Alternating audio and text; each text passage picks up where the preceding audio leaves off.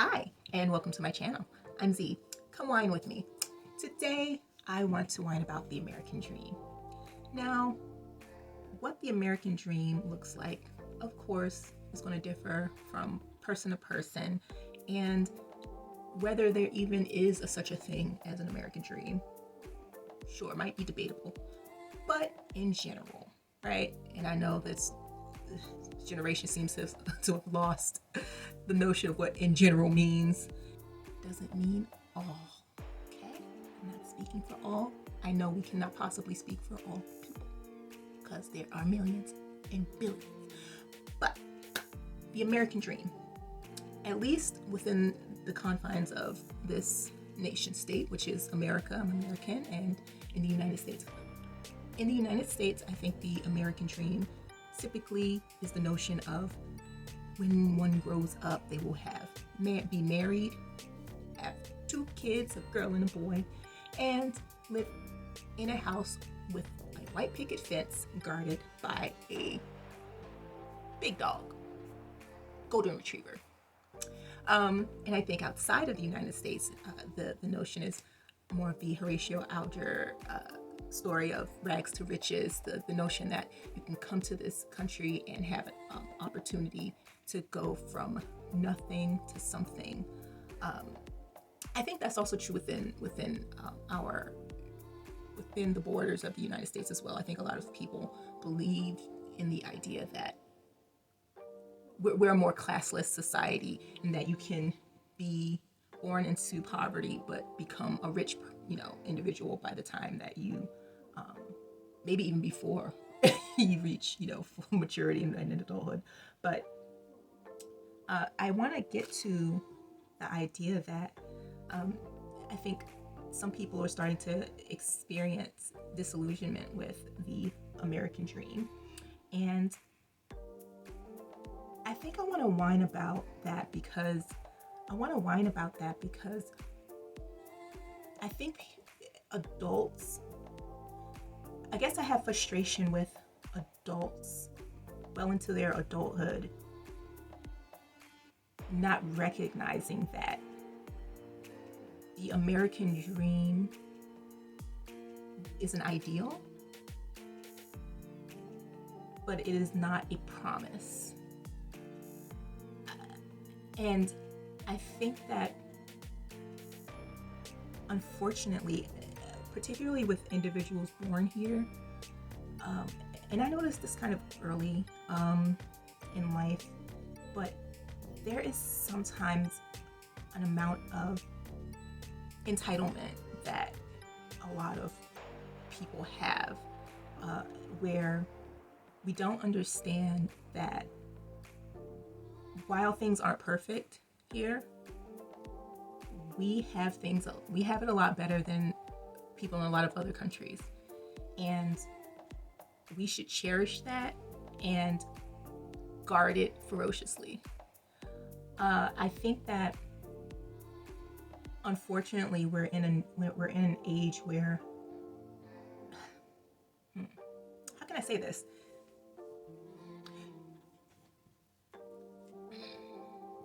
Some people want to burn everything down, and there's this common saying, throw the baby out with the bathwater. And I think, unfortunately, when a mass of people are really disillusioned, they want to make sweeping change, and sometimes that sweeping change can be thoughtless and just as damaging as what it was they are attempting to replace and usher out. And I think that we've seen this in history. And I'm not here to give any type of history lessons because that's not my bag, but I want to whine about the fact that as adults, there's still a lot of Americans. And when I speak of Americans, I am going to particularly parse out Americans born in America, not necessarily Americans who've immigrated or become naturalized citizens, because I think a lot of times the mindset and mentality differs for individuals who made a conscious choice to be here and also have come from places other than here, where they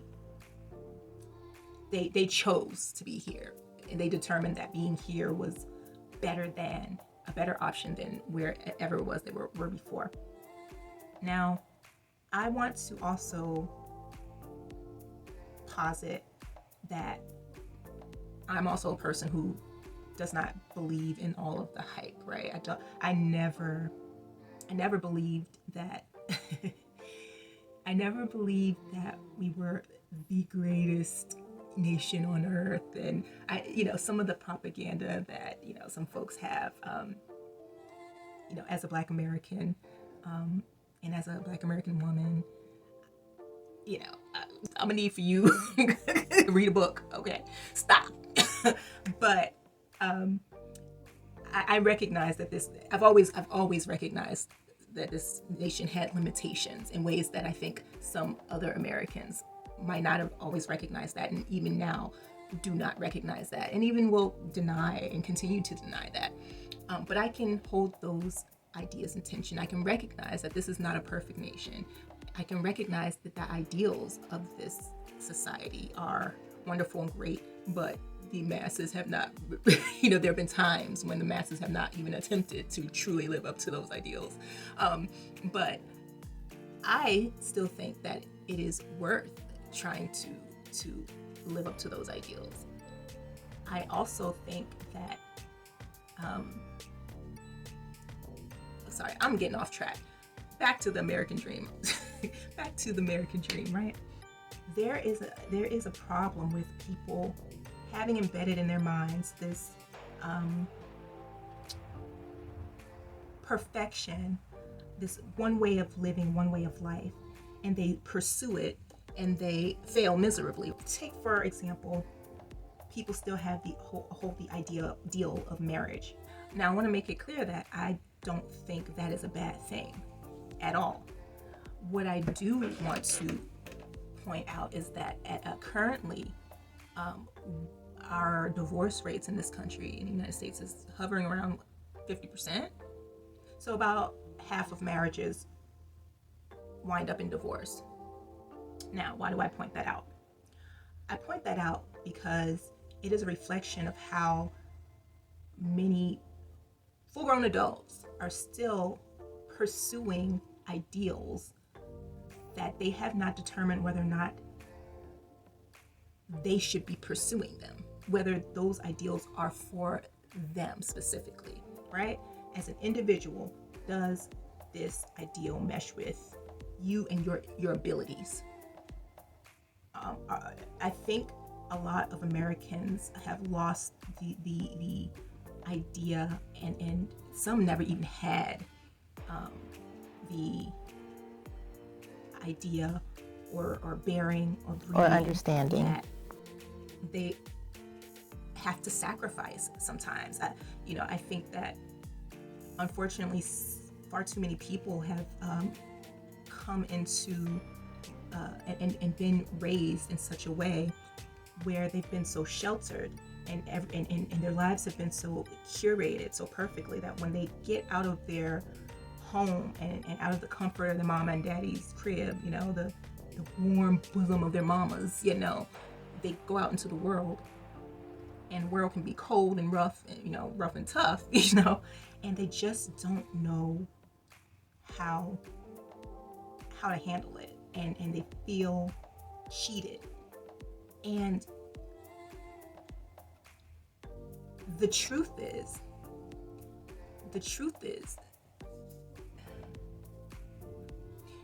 dreams are beautiful, right? There can be some, it's not a bad thing to have a dream. Dreams can be wonderful, they can be delightful, they can be beautiful, but they're not real, right? And actually, that can actually be a good thing, because what if you have a nightmare, right? You have a nightmare, but you get to wake up and say, oh, thank goodness that wasn't real. But dreams are not real. However, if you have the dream still, something that I think a lot of us don't understand and aren't prepared for, and you need to prepare yourself for if you really want those things, is sacrifice. And sacrifice is something that I think a lot of those who come to America, immigrate to America, and listen, I also know that many Americans born on this soil understand that too. But in order to succeed, a lot of times sacrifice is required. And that is in any realm. So when we think about dreams, even if you have a dream, in order to realize that dream, you have to understand that there might be some sacrifice required. And if you know that you are not prepared to sacrifice, you do not want to sacrifice, let go of the dream. Let it go. Let it go. Because when you hold on to it and you still pursue it, you are going to wind up, even if you attain it, failing. So even if you attain it, you are going to fail at retaining it, right?